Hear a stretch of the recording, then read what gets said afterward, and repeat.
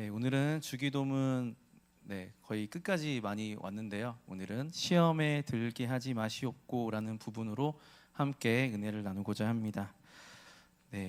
주기도문에 많은 기도들이 있는데 특별히 이렇게 시험에 들지 말게 해달라는 기도가 주기도문 거의 끝에 위치한 이유가 있습니다.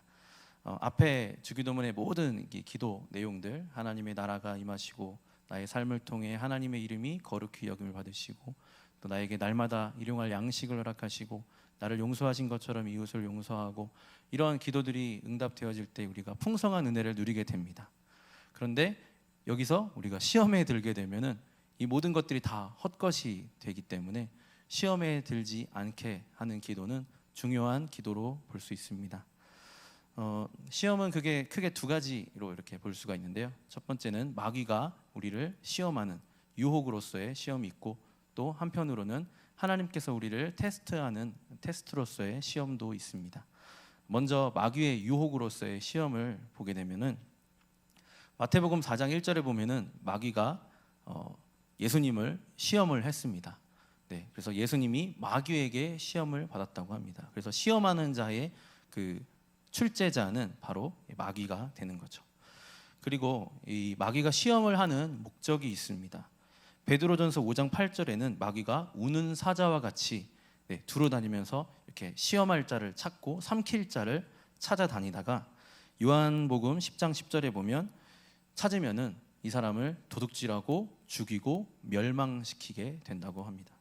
그리고 결국에는 디모데전서 4장 1절에 이 사람을 믿음에서 떠나게 하고 미혹하는 영과 귀신의 가르침을 쫓아다니도록 만들게 하는 것이 목적인 거죠. 그래서 마귀가 시험을 하게 되고 이 사람이 낙심하게 되고 믿음에서 떠나게 돼서 멸망케 하는 것, 이것이 목적인 것입니다. 예수님도 시험을 받으셨다면 우리도 그 시험에 예외가 될 수는 없습니다. 예수님께서 십자가에 못 박히시기 전날 겟세마네 동산에서 밤새워 기도하실 때 제자들에게 시험에 들지 않게 깨어서 기도하라라고 말씀하셨는데, 제자들은 피곤을 이기지 못해서 졸고 잠들어 버렸습니다. 그리고 그 다음날 시험에 빠지게 되었습니다. 어떤 제자는 도망가기도 하고, 또 베드로는 예수님을 죽을지라도 부인하지 않겠다고 했지만 그 마음에 순간적으로 두려움과 또 많은 것들에 휩싸여서 예수님을 모른다고 부인을 하게 되는 시험에 빠지게 됐죠.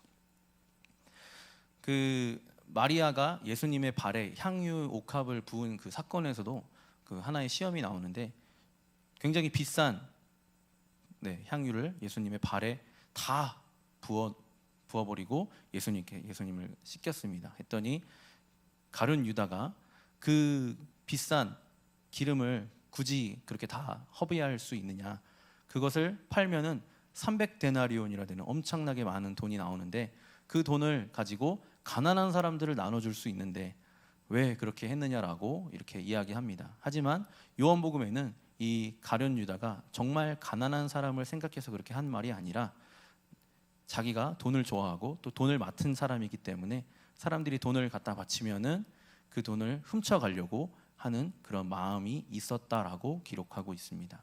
그리고 바로 그 요한복음 다음 장 13장에는 마귀가 가룟 유다의 마음속에 예수를 팔 생각을 넣었다고 되어 있죠. 그러니까 가룟 유다의 약점은 돈을 사랑하는 것이었어요. 돈에 굉장히 약한 사람이었습니다. 했는데 역시나 마귀가 그 약점을 잘 파고들어서 예수를 팔 생각을 주었더니 결국 가룟 유다는 은삼십에 예수님을 파는 그런 시험의 주인공이 되었던 것이죠. 시험은 우리가 좀 잘하는 것을 가지고 시험하는 것이 아니라 우리가 가장 약한 그 약점을 파고들어 오기 때문에 시험을 막상 받게 되면요, 당황하게 되고 굉장히 힘든, 어떻게 이길 방법이 없어요. 내가 가장 약한 부분이기 때문에. 그렇습니다. 그래서 저희가 신앙생활을 하는 데 있어서 우리의 약점을 잘 파악하고 있는 것도 굉장히 좋은 방법이라고 생각이 듭니다. 하나님께서 에덴 동산을 창설하시고 아담을 지으셨을 때 아담이 가지고 있던 하나님을 아는 지식은 엄청난 것이었습니다.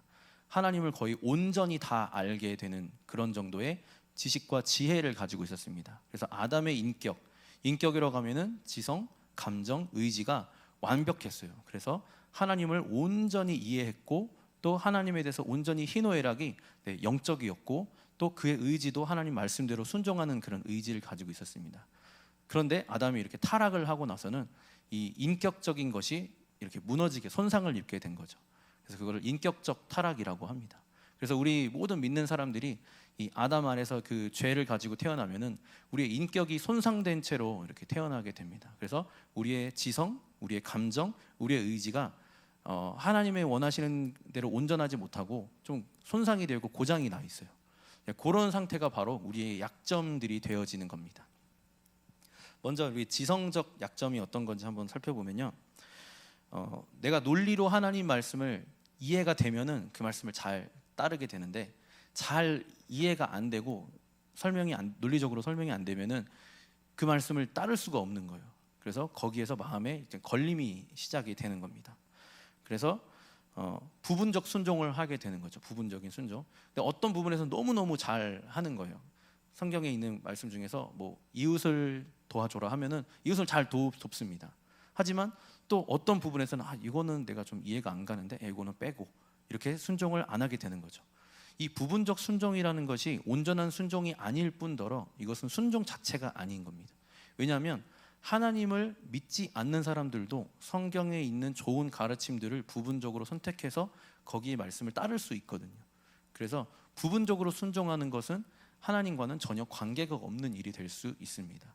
그래서 우리가 지성적으로 하나님 말씀을 완전히 이해하지 못한다 할지라도 순종을 해야 되는데 사실 여기서 이제 시험이 찾아오는 거죠.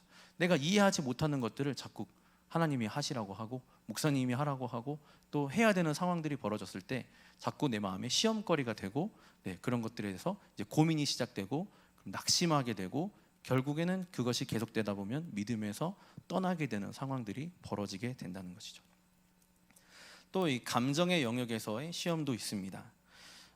머리로는 하나님 말씀이 옳은 것을 충분히 이해했습니다. 하지만 내 마음이 그것을 즐거워하지 않는 거예요. 그래서 하고 싶은 마음이 없는 거죠. 그래서 그 말씀에 순종하고 싶은 마음이 사라지는 겁니다. 오히려 그 하나님 말씀보다 이렇게 세상에 있는 그 쾌락적인 것들이 훨씬 더 좋아 보이고 내 마음에 막 기쁜 거예요. 그것을 바라볼 때는 기쁘고 하나님 말씀을 들을 때는 별로 기쁘지 않는 거죠. 이게 틀렸고 하나님 말씀이 옳은 것은 머리로는 잘 알고 있는데도 내 감정이 그렇게 되지 않는 거죠. 왜 그러냐면 우리의 감정이 손상을 입었기 때문입니다. 세 번째로 우리의 의지의 영역에서의 시험도 있습니다. 하나님 말씀이 옳은 줄도 충분히 이해했고 내가 그것을 정말 하고 싶은 마음도 있습니다. 하지만 내 의지가 그것을 행하지는 않는 거예요. 그래서 계속 듣기만 하고 행함은 없고 계속 그냥 새로 아는 것만 계속 추구하는 거죠. 지식만 추구하고 오늘도 말씀을 더 듣고 너무 좋았다. 거기 끝나는 거예요. 계속 머리만 커지고 이제 의지적으로 행동은 하지 않는 거죠. 일종의 게으름이라고 볼 수 있습니다. 그래서 누가복음 12장 47절부터 48절에 주인의 뜻을 알고도 준비하지 아니하고 그 뜻대로 행하지 아니한 종은 많이 맞을 것이고 또 알지 못하고 맞을 일을 행한 종은 적게 맞을 것이라고 되어 있습니다. 이게 뭐냐면 하나님 말씀을 잘 모르고 잘 못했으면은 그래도 덜 혼난대요. 그런데 이렇게 많이 듣고 이렇게 많이 알고도 전혀 행동하지 않는 의지적 타락을 보이는 사람들에게는 많이 들었는데 행동을 하나도 안 했으니까 더 많이 벌을 받을 것이고 더 많이 혼날 것이라는 좀 어찌 보면 무서운 이런 말씀이 됩니다. 또 하나의 시험은요, 물질적인 시험입니다. 가룟 유다의 예처럼 내가 다른 영역은 다 하나님의 지배권 아래 있지만 내 작은 손에 쥐고 있는 이 물질만큼은 하나님의 지배권 안에 좀 안 있었으면 좋겠습니다 라는 고백인 거죠. 그래서 나는 돈을 많이 가져야 되고 또 나에게 하나님께서 돈을 내놓으라고 하시면은 다른 건 다 드릴 수 있습니다. 하지만 돈은 드릴 수 없습니다 라고 하면서 계속 그런 이야기들이 자꾸 들려올 때 시험이 찾아오게 되는 거죠. 자꾸 낙심하게 되고 왜 자꾸 하나님 나한테 돈 내라고 하시지? 돈 달라고 하시지? 돈 내 건데? 계속 이렇게 하면서 시험에 빠져서 또 믿음에서 떠나는 경우도 종종 있는 거죠. 올림픽 같은 경우는 내가 가장 잘하는 분야를 열심히 갈고 닦아서 제일 잘하는 것을 이제 대결을 하고 테스트를 보게 되죠. 그래서 금메달도 따고 하는데 시험은 정반대로 내가 잘하는 것이 아니라 내가 제일 걱정하고 제일 못하고 제일 아킬레스건과 같은 약한 부분을 마귀가 너무 잘 알고 나에게 파고드는 겁니다. 그래서 내 약점을 파고들기 때문에 굉장히 어려운 부분이죠. 그래서 열심히 결단하고 노력하고 막 여러 가지 고행을 하고 노력을 하지만 시험에서 빠져나오기란 쉽지 않습니다. 그래서 우리는 예수님을 바라봐야 됩니다. 시험 당하신 예수님은 어떻게 시험을 이기셨을까? 예수님도 똑같은 인간이셨잖아요.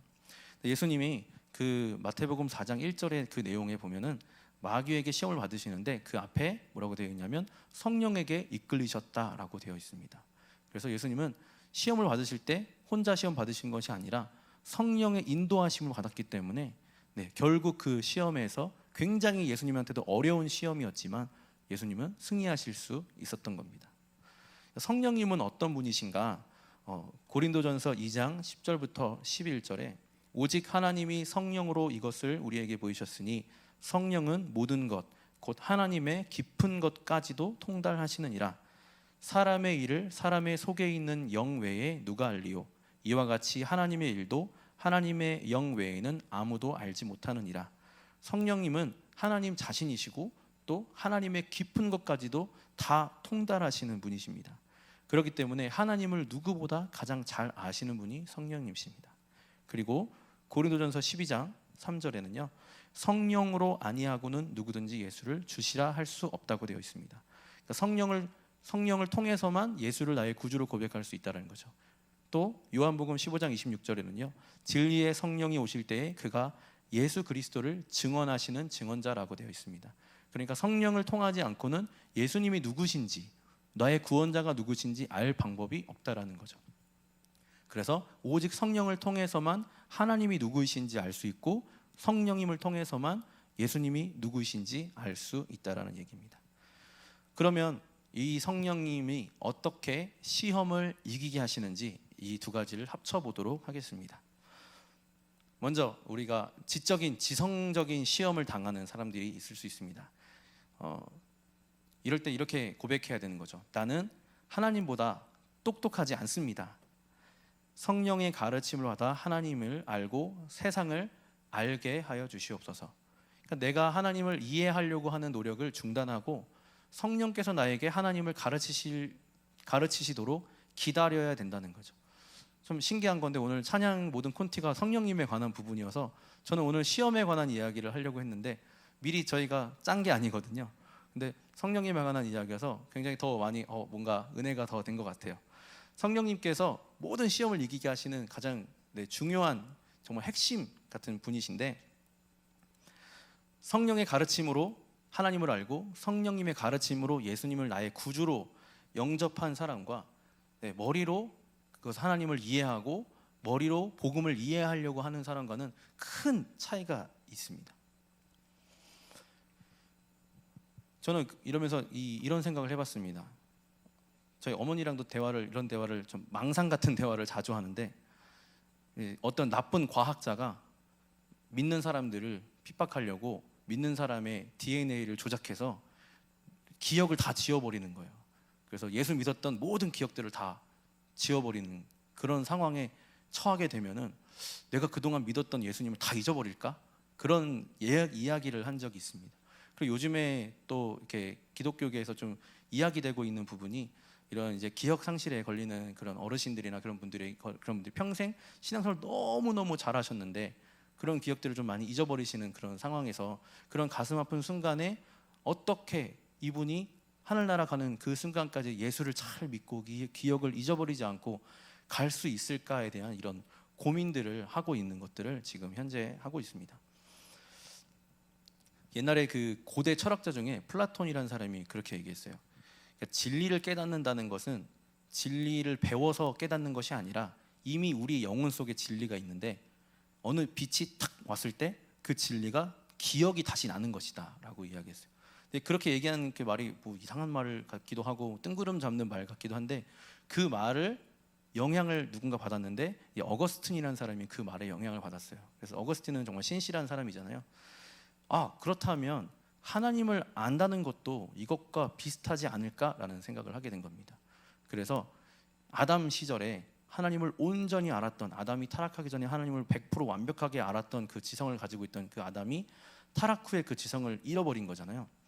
그렇다면 하나님이 아담 이후에 태어난 모든 사람에게 물론 손상된 지식을 가지고 있지만 그 마음속 깊은 곳 어딘가에 하나님을 온전히 아는 그 지식을 기억으로 심어놓지 않으셨을까라는 생각을 하게 된 겁니다.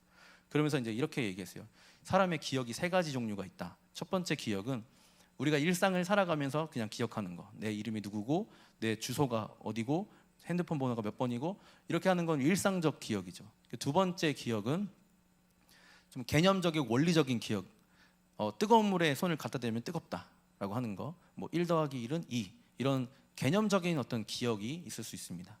그리고 세 번째 가장 중요한 기억이 있는데 그것이 바로 뭐냐면 하나님을 아는 기억이라는 거죠.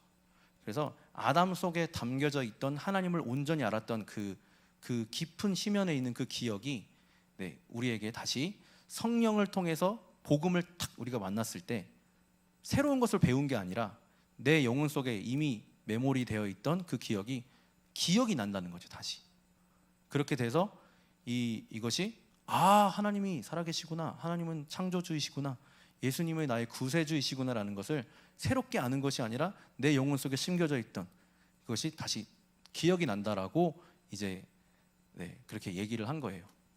그랬더니 이제 되게 신기하다라고 하면서 그 다음에 또 영향을 받은 사람이 있었는데 토마스 아퀴나스라는 사람이 거기서 한 단계 더 발전을 했습니다. 그래서 그러면 그런 정도의 기억이면은 우리 육신이 죽어서 우리가 모든 기억은 다 뇌에 기록이 되잖아요. 뭐 우리 집 주소 다 뇌 속에 기록되고 뇌가 망가지게 되면 기억을 잃어버릴 수 있어요. 그런데 우리 육신이 죽어서 기억 장치가 중단된다 할지라도 이 기억은 없어지지 않을 것 같다.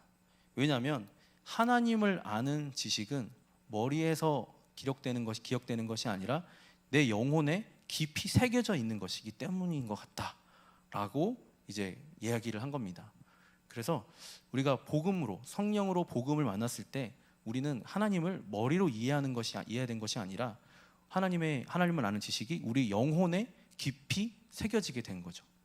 그래서 우리가 기억을 세상의 다른 것들은 잊어버려도 하나님은 절대 잊어버리지 않을 수 있게 되는 겁니다.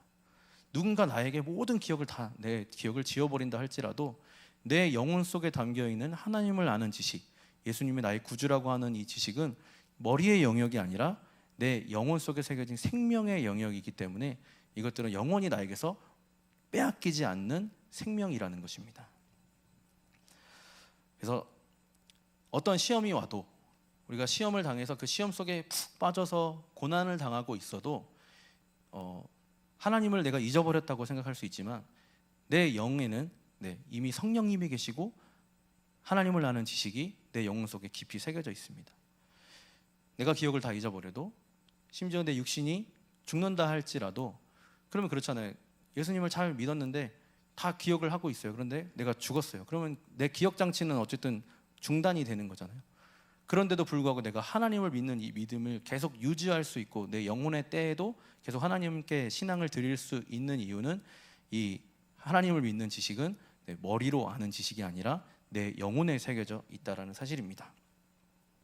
그래서 이 지성적 고민을 하고 있는 그런 시험을 당하고 있는 자들에게는 내가 이해되지 않는 말씀이 나에게 하나님 말씀이 들려질 때 내 마음에 시험거리가 된다면 나는 아직 머리로 하나님을 알고 있는 거죠.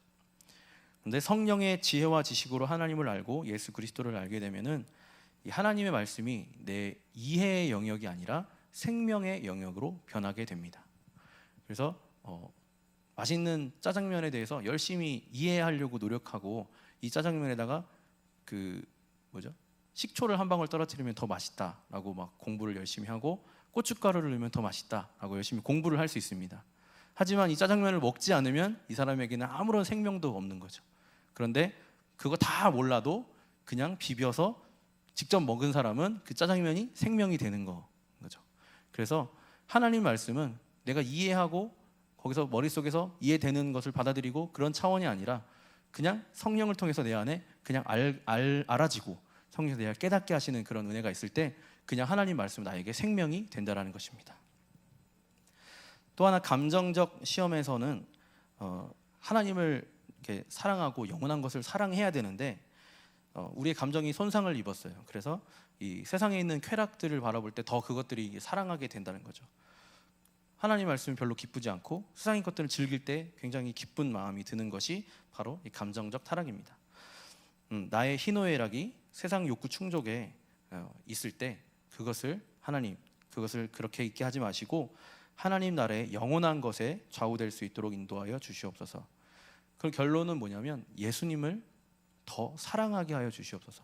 예수님 사랑이 우리 안에 가득 차면은 세상을 향한 그 쾌락을 향한 사랑들이 우리에게서 사그러지는데, 그렇지 않고 억지로 그 쾌락을 안 지키려고 그냥 눈을 감고 있고 고개를 돌린다고 해서 그것들이 안 좋아지는 게 아닌 거죠. 그래서 예수님 사랑이 우리 안에 그냥 가득 차고 그것으로 만족하고 기뻐하면은 세상에 있는 것들이 별로 안 좋아지는데, 예수님을 사랑하지 못하기 때문에 그렇습니다. 그래서 저는 청년 때 그런 질문을 해봤습니다. 그럼 어떻게 하면 예수님을 사랑할 수 있을까?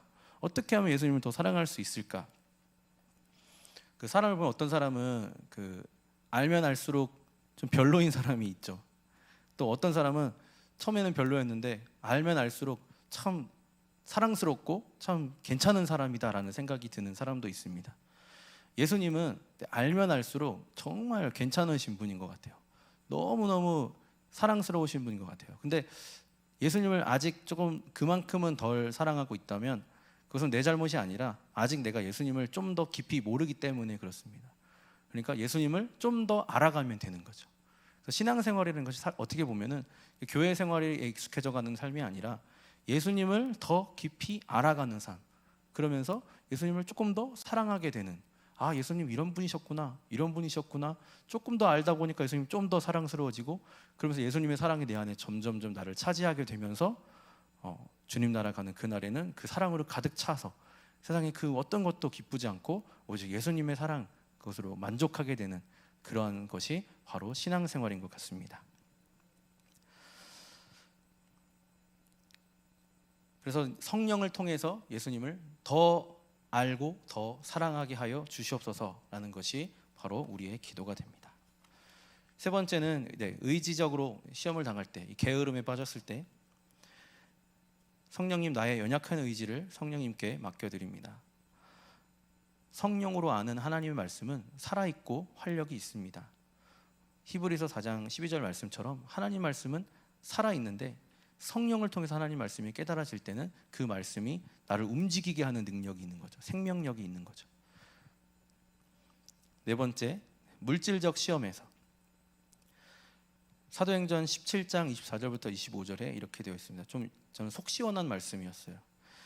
우주와 그 가운데 있는 만물을 지으신 하나님께서는 천지의 주제시니 손으로 지은 전에 계시지 아니하시고 또 무엇이 부족한 것처럼 사람의 손으로 섬김을 받으시는 것이 아니니 이는 만민에게 생명과 호흡과 만물을 친히 주시는 이심이라. 어떤 사람들은 하나님이 돈이 없어서 맨날 우리한테 돈 바치라고 하냐? 뭐 이렇게 하는 사람이 저희 회사에 있었거든요. 제가 설명을 했어요. 하나님은 돈이 없는 분이 아니다. 그러니까 무엇이 부족한 것처럼 우리가 섬겨드려야 되고 막 신상 같은 것 열심히 닦아드려야 되고 이런 게 아닌 분이다. 하나님은 스스로 완전하신 분이고 오히려 스스로 친히 모든 만물에게 생명을 불어 넣어주시는, 호흡을 불어 넣어주시는 만물의 주관자이시고 생명의 주인이시다 라고 하는 거죠. 그러니까 물질이라는 것이 내 작은 손에 쥐고 있는 이 작은 물질이 내 거인 것 같지만 하나님의 크신 모든 만물의 주인이신 하나님의 입장에서 볼 때는 정말 어린아이가 쥐고 있는 사탕 하나와 다를 바 없다는 거죠.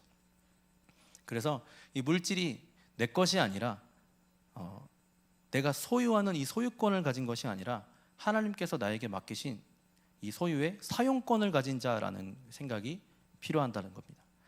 그래서 물질은 내가 소유권을 가진 것이 아니라 사용권, 성령님께서 나를 인도하시면 하나님의 뜻대로 내게 맡기신 물질을 잘 사용할 수 있도록 인도하신다는 것입니다.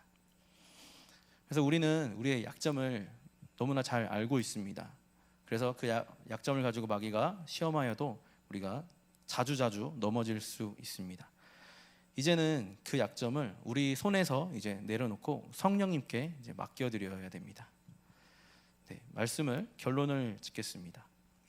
운전면허 시험을 열심히 이렇게 공부해서 통과를 하면은 운전할 수 있는 자격이 주어집니다. 이제 자동차를 합법적으로 운전할 수 있습니다. 이런 테스트는 결국 자격을 주어지는 어떤 과정이라고 볼 수 있습니다. 그래서 하나님의 테스트, 마귀의 시험은 어쨌든 멸망시키려는 거지만 하나님은 결국 그 마귀의 시험을 통해서도 테스트를 통해서 나에게 더 많은 풍성한 자격을 주시려는 목적을 가지고 있다는 거죠. 그래서 우리가 지금 치르고 있는 테스트는 바로 하늘나라의 자격증 시험이라고 볼 수 있습니다. 신명기 8장 2절부터 3절에 내 하나님 여호와께서 이 40년 동안에 내게 광야 길을 걷게 하신 것을 기억하라. 이는 너를 낮추시며 너를 시험하사 내 마음이 어떠한지 그 명령을 지키는지 지키지 않는지 알려 하심이라. 너를 낮추시며 너를 줄이게 하시며 또 너도 알지 못하며 내 조상들도 알지 못하던 만나를 내게 먹이신 것은 사람이 떡으로만 사는 것이 아니요 여호와의 입에서 나오는 모든 말씀으로 사는 줄을 내가 알게 하려 하심이라. 아멘. 네, 우리에게 시험하시는 하나님은 우리를 유혹하시는, 무너뜨리는 하나님이 아니라 이것을 통해서 하늘나라 들어갈 자격을 허락하시는 거죠. 하나님의 말씀으로만 살 수 있구나. 나의 인격은 완전히 무너졌구나. 나의 인격은 손상되었고 믿을 수 없구나. 나의 지식도 믿을 수 없고 나의 지혜도 믿을 수 없고 나의 감정도 믿을 수 없고 나의 의지도 믿을 수 없구나. 돈도 믿을 수 없구나. 그 어떤 것도 내가 의지할 것이 없고 하나님의 말씀, 오직 성령의 인도를 받는 것만이 내가 살 길이고 시험을 이길 수 있는 길이고 나를 계속 삼킬 자를 찾아다니는 이 마귀의 소나기에서 나를 건지는 힘은 오직 성령님 인도밖에는 없구나 라고 하는 것을 깨닫게 하시는 거죠. 그래서 우리의 평생에 시험을 당하기도 하고 또 즐거운 일이 있기도 하고 하면서도 우리가 잘 시험을 통과하게 되면은 우리가 또 믿음이 더 굳세어지고 그래서 하나님밖에 없고 그래서 성령 충만해야 되고 그래서 또 기도해야 되고 그래서 하나님 의지할 수밖에 없구나. 나도 몰랐는데 또 나의 똑똑을 의지하고 있었구나. 또 내가 가진 물질을 의지하고 있었구나. 세상의 쾌락을 좋아하고 있었구나라고 하면서 하나하나 이렇게 깨닫게 되는 과정인 것 같아요. 점점 우리 안에 있는 불순물들이 제거되는 이런 과정인 거죠. 그래서 하나님께서는 이 마귀의 시험을 통해서도 하나님의 선한 뜻을 이루시는 거죠. 우리가 기억해야 될 것은 우리가 당하는 그 어떤 어려운 시험도 하나님의 허락 없이는 이루어지지 않는다는 겁니다. 욥에게 찾아가려고 시험하려고 찾아갔던 그 마귀도 욥에게 먼저 가지 않고 하나님께 들려서 허락을 받고 갔습니다. 어떤 고난스러운 시험도 그 어떤 마귀의 그 어둠의 역사도 다 하나님께서 승인하셔야만 그 다음에 행할 수 있는 거죠. 그러니까 우리가 모든 당하는 그 모든 시험은 하나님이 제일 먼저 잘 알고 계시다라는 사실입니다. 참새 한 마리도 하나님의 허락 없이는 땅에 떨어지지 않는다고 했습니다. 그 어떤 어려운, 그 어떤 어둠의 사건들도 다 하나님의 주권 아래 있습니다. 우리가 당하고 있는 지금의 어려움도 사실은 어둠의 역사이긴 하지만 그래도 하나님께서 이 모든 것들을 다 알고 계시고 주관하고 계시다는 것을 우리가 신뢰할 때 이것을 통해서 우리에게 무엇을 원하실까? 더욱 하나님께 믿음을 드리기 원하시고 하나님 아니면 안 되고 성령님의 인도를 받지 않으면 이 어려운 환경 가운데 살아남을 수 없구나라는 것을 깨닫게 하시는 하나님의 선하신 뜻이 담겨져 있구나라는 것을 우리가 깨달을 수 있습니다. 그러면 우리가 낙심하지 않고 정말 힘들다 놔버릴까라고 생각할 수 있지만 하나님께서 지금 테스트하고 계신데 잘 통과해야지. 나는 할 수 없습니다. 성령님 도와주세요. 성령님 인도해 주세요. 성령님 나의 인격적인 부분 다 올려드립니다. 나의 삶도 올려드리고 다 맡겨드리니까 성령님 이기게 도와주시옵소서. 그래서 신앙생활은 사실 20대 처음 시작했을 때는 막 어떻게든 하나님 신앙생활 잘해보려고 막 애썼던 것 같아요. 처음에 막 믿었을 때는. 근데 점점점 시간이 가면서 힘을 빼는 과정이 더 신앙생활이 깊어지는 과정인 것 같아요. 내 힘이 자꾸 빠지고 나는 안 되는구나. 하나님이 하셔야 되는구나. 계속 내 힘을 빼나가는 그런 과정인 것 같습니다. 그래서 우리가 혹시 지금 시험 가운데 있다면 누구나 다 시험을 당할 수 있으니까 계속 힘을 빼고 성령님께 맡겨드리기 원합니다. 그래서 주기도문의 모든 기도가 우리에게 이루어지게 하시고 우리의 연약한 부분으로 인해 우리가 시험을 당할 때 두려워하지 않게 하시고 모든 시험이 하나님의 주권 아래 있으며 내 안에 계신 성령님이 능히 그 시험들을 이기게 하실 줄 믿습니다. 시험을 통과한 후에 우리에게 주어질 영광을 바라보며 시험을 이기게 하여 주시옵소서. 네, 우리 함께 이 시간 찬송가 한 장 부르고 기도할 텐데요. 이 찬송가 중에 너무너무 좋아하는 찬양입니다. 예수 더 알기 원하고 예수님을 그 사랑을 더 간절히 알기 원합니다. 성령님이 스승 되셔서 예수를 알게 하셔서 예수를 더 깊이 사랑해서 세상에 있는 것들보다 예수님이 너무너무 사랑해서 세상에 있는 것들 이기려고 애쓰지 않아도 내 안에 가득 찬 예수님의 사랑으로 넉넉히 이기게 하여 주시옵소서. 우리 이런 마음을 가지고 1절부터 4절 우리 찬양하도록 하겠습니다.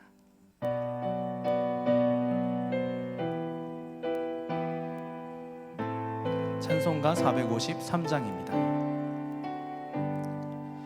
예수 더 알기 원하네 크고도 넓은 은혜와 대속해 주신 사랑을 간절히 알기 원하네 내 평생의 소원 내 평생의 소원 대속해 주신 사랑을 간절히 알기 원하네 성령이 스승 되셔서 진리를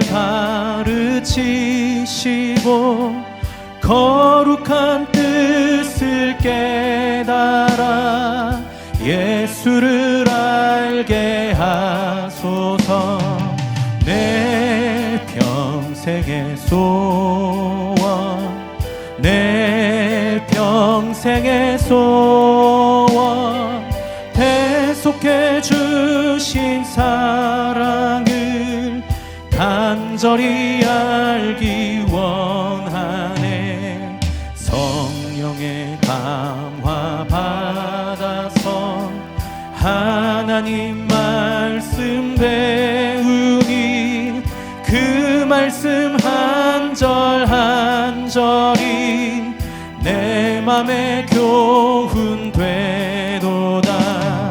내 평생의 소원 내 평생의 소원 대속해 주신 사랑을 간절히 알기 원 예수가 계신 보좌는 예수가 계신 보좌는 영광에 둘려 있도다 평화의 왕이 오시니 그 나라 왕성하도다 내 평생의 소원 내 평생의 소원 대속해 주신 사랑을 간절히 알기 원하네. 사랑의 하나님 아버지 감사합니다. 우리에게 주신 주기도문의 그 귀한 은혜들을 우리가 받아 누리기를 원합니다. 그것이 다 우리의 것일진데 우리가 시험에 빠져 그 모든 것들이 우리에게서 다 사라질까 두려워합니다. 마귀는 우리를 어쨌든 삼키려고 멸망시키려고 날마다 우리의 약점을 파고들어 우리를 시험합니다. 하지만 우리가 그것을 우리의 힘으로 이길 수 없다는 것을 인정하고 우리 성령님을 의지할 때 성령께서는 우리에게 놀라운 역사로 시험을 승리하게 하실 줄 믿습니다. 예수 그리스도를 머리로 알지 않게 하여 주시고 성령을 통해 더욱 간절히 그 심령을 알게 하여 주셔서 그의 죽으심과 부활하심을 우리 안에 온전히 복음으로 가지게 하여 주셔서 죽어있는 말씀이 아니라 살아있는 말씀으로 날마다 우리를 움직이는 능력이 되게 하여 주시옵소서. 그 예수가 나에게 생명이 되어질 때에 하나님 우리의 육신이 죽어도 우리의 기억을 모든 것을 다 잊어버린다 할지라도 내 안에 새겨진 내 영혼에 새겨진 하나님을 아는 지식 예수 그리스도가 나를 구원하셨다는 그 사실 하나만큼은 영원히 빼앗기지 아니할 줄 믿사오니 날마다 성령으로 인도하여 주시옵소서. 오늘도 우리를 시험에 들지 않게 하시고 하나님 나라의 영광을 누리게 하실 주님께 감사드리며 예수님의 이름으로 기도하옵나이다. 아멘.